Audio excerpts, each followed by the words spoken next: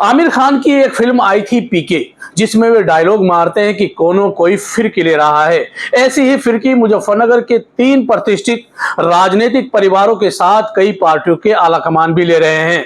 2022 के विधानसभा चुनाव और 2024 के लोकसभा चुनाव में चुनावी मैदान से दूर रहे इन तीनों सियासी फैमिली की अब मीरापुर विधानसभा के उपचुनाव में भी कोनो फिरकी ले रहा है। टिकट का भरोसा मिल जाता है और फिर राजनीतिक दल के मुखिया बदल जा रहे हैं।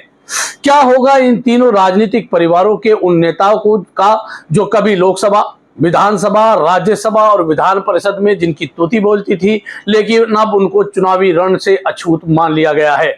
मैं हूं राशिद अली और आप देख रहे हैं खोजी न्यूज। आप हमारे चैनल खोजी न्यूज को लाइक करें, सब्सक्राइब करें और कमेंट बॉक्स में कमेंट करना भी ना भूलें।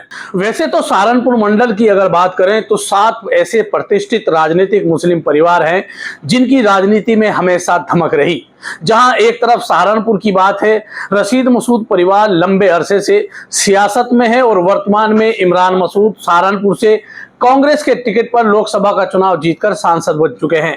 इसके साथ ही शामली जिले की मुनव्वर हसन फैमिली में भी नाहिद हसन जहां तीसरी बार कैराना विधानसभा सीट से विधायक हैं, वहीं 2024 के लोकसभा चुनाव में मुनव्वर हसन की बेटी इकरा हसन कैराना लोकसभा सीट से सांसद बन चुकी हैं। इसके साथ ही शामली के एक और प्रतिष्ठित राजनीतिक परिवार के अशरफ अली खान भी 2022 के विधानसभा चुनाव में राष्ट्रीय लोकदल के टिकट पर विधायक चुन लिए गए थे। सहारनपुर मंडल के 2 जिलों में तो मुस्लिम राजनीतिक परिवारों की धमक बरकरार है, लेकिन मुजफ्फरनगर जिले की 3 राजनीतिक मुस्लिम परिवार हाशिए पर धकेल दिया गया है। हद तो यह है कि सभी राजनीतिक दल उन्हें भरोसा तो दे देते हैं, लेकिन जब चुनाव आते आते उनसे मुंह मोड़ लिया जाता है। तीनों राजनीतिक परिवार हैं कांग्रेस के शहीदुज्जमा परिवार, राणा कुनबा और आमिर आलम खान की फैमिली। 2022 के विधानसभा चुनाव में पूर्व सांसद आमिर आलम खान ने अपने बेटे नवाजिश आलम के लिए राष्ट्रीय लोकदल से टिकट मांगते रहे, लेकिन उनके हिस्से में आखिर तक मायूसी ही आती गई। 2024 के लोकसभा चुनाव में भी आमिर आलम खान ने कैराना लोकसभा सीट पर अपने बेटे पूर्व विधायक नवाजिश आलम खान को राष्ट्रीय लोकदल का टिकट दिलाने के लिए जद्दोजहद की, लेकिन राष्ट्रीय लोकदल के लोकसभा चुनाव से पहले भाजपा में जाने के बाद से आमिर आलम खान की उम्मीद टूट गई और समाजवादी पार्टी ने कैराना में इकरा हसन को टिकट दे दिया। आमिर आलम खान को उम्मीद थी कि शायद राष्ट्रीय लोकदल उन्हें कहीं ना कहीं एडजस्ट करेगा, इसी वजह से वो रालोद के भाजपा के साथ जाने के बाद भी रालोद में बने रहे और आमिर आलम खान को उम्मीद की किरण तब दिखाई पड़ी जब लोकसभा चुनाव में मुजफ्फरनगर की मीरापुर विधानसभा सीट से राष्ट्रीय लोकदल के चंदन चौहान बिजनौर लोकसभा से चुनाव जीतकर सांसद बन गए और उन्हें मीरापुर विधानसभा सीट से इस्तीफा देना पड़ा। चंदन चौहान के इस्तीफा देने के बाद से मुजफ्फरनगर की मीरापुर विधानसभा सीट पर चूंकि अब उपचुनाव होगा, इसलिए आमिर आलम खान अपने बेटे के टिकट के लिए उम्मीद की उस किरण के इंतजार में पल के बिछाए बैठे रहे। इसी दौरान आमिर आलम खान ने अपने राजनीतिक संन्यास की घोषणा करते हुए नवाजिश आलम के टिकट के लिए ही जोर आजमाइश करनी शुरू कर दी।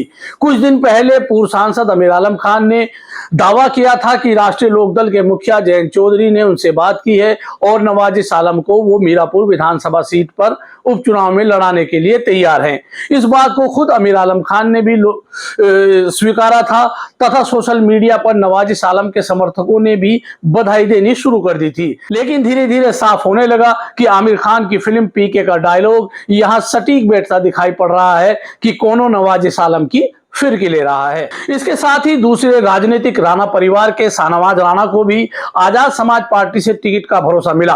शाहनवाज राणा को मीरापुर विधानसभा सीट पर अपने टिकट का भरोसा इसलिए भी था क्योंकि आजाद समाज पार्टी के अध्यक्ष और नगीना से सांसद बने चंद्रशेखर जब नगीना से लोकसभा सीट पर चुनाव लड़ रहे थे, तब शाहनवाज राणा और उनके समधी पूर्व विधायक गाजी दोनों अपनी पूरी टीम के साथ चंद्रशेखर को जिताने में जुटे हुए थे।